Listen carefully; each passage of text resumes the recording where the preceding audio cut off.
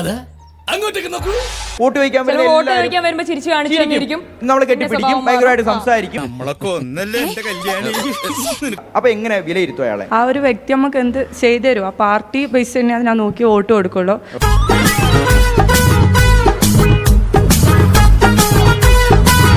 ഇപ്പൊ ഒരു പേഴ്സൺ എന്ന നിലയിൽ വോട്ട് കൊടുക്കുന്നത് ഇതുവരെ കൊടുത്തിട്ടില്ലെങ്കിലും കൊടുക്കണം. ഏത് ഇടതുപക്ഷോ വലതുപക്ഷോ LDF UDF മൈൻഡ് ഏതാണ്? താല്പര്യമുണ്ടോ? മാഡം, നിങ്ങളൊരു ഹീറോയിൻ അല്ലേ, ടോളിവുഡ് ക്വീൻ അല്ലേ, ഇങ്ങനെ ഇറങ്ങി നടക്കാൻ കാരണം? രാഷ്ട്രീയം, ജനസേവനം, ദാരിദ്ര്യം അകറ്റൽ, ഇതാണ് ഉദ്ദേശം. ശരി, എന്തുകൊണ്ട് UDF? നാട്ടിൽ വന്നാൽ അടിപൊളിയായിരിക്കും. എന്തൊക്കെ കാര്യങ്ങളാണ് നിങ്ങൾ ആഗ്രഹിക്കുന്നത്? എന്തൊക്കെ കാര്യങ്ങൾ UDF ഒന്ന് നടക്കുമെന്ന് വിചാരിക്കുന്നു? അല്ലെങ്കിൽ എന്തുകൊണ്ട് ഇപ്പൊ LDF മാറണമെന്നപ്പോ നിങ്ങൾ ആഗ്രഹിക്കുന്നു?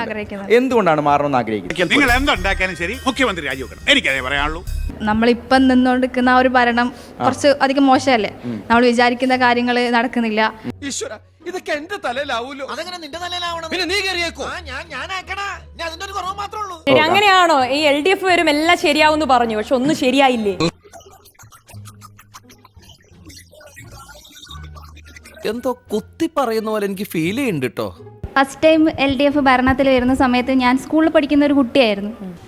എന്നിട്ട് ആ സമയത്ത് ഞാൻ ക്ലാസ്സിലേക്ക് പോകുമ്പം അതുവരെയുള്ള ആ ഒരു ദിവസത്തിൽ നിന്ന് മാറി ഞാൻ കണ്ടൊരു മാറ്റം ക്ലാസ് റൂമിൽ. എന്റെ മനസ്സാണിത്. മുഖ്യമന്ത്രി അത്രയധികം ആളുകളെ വെറുപ്പിക്കുന്നുണ്ടോ? താങ്ക് യു സാർ, വളരെ നല്ലൊരു ഉദ്ഘാടന പ്രസംഗം കാഴ്ചവെച്ചതിന്. അമ്മ ഇതിൽ കമന്റ് കേട്ടോ കേട്ടോ, നിങ്ങൾ ആളെ വിളിക്കുന്ന ആളെ വിളിച്ചാൽ മതി. അയ്യോ, അങ്ങനെ പറഞ്ഞൂടാ, പിന്നെ ഞാൻ എന്തിനു വന്ന? എനിക്കറിയില്ല. ഈ ജനങ്ങളെ മനസ്സിലാക്കുന്ന ഒരു നേതാവ്, അല്ലെങ്കിൽ കൊള്ളാം, ഈ ഒരു നേതാവ് കൊള്ളാമെന്ന് തോന്നിയിട്ടുള്ള ആരാ ഉള്ളത് നിങ്ങൾക്ക് മനസ്സിൽ? ആരെങ്കിലും കുറിച്ച് അങ്ങനെ ഒരു നല്ല നരേന്ദ്രമോദിയോ? സത്യം അത്യാഗ്രഹമാണെന്നറിയാം, ചോദിക്കുന്നുകൊണ്ട് തെറ്റിദ്ധരിക്കരുത്. ചെയ്തു തരുന്നതിനൊക്കെ പ്രതിഫലമായിട്ട് കരുതുകയും ചെയ്യരുത്. ഫ്രീ ടൈം കിട്ടുമ്പോൾ ചാനലൊന്ന് കയറി നോക്കി സബ്സ്ക്രൈബ് ചെയ്തിട്ട് പോകണേ.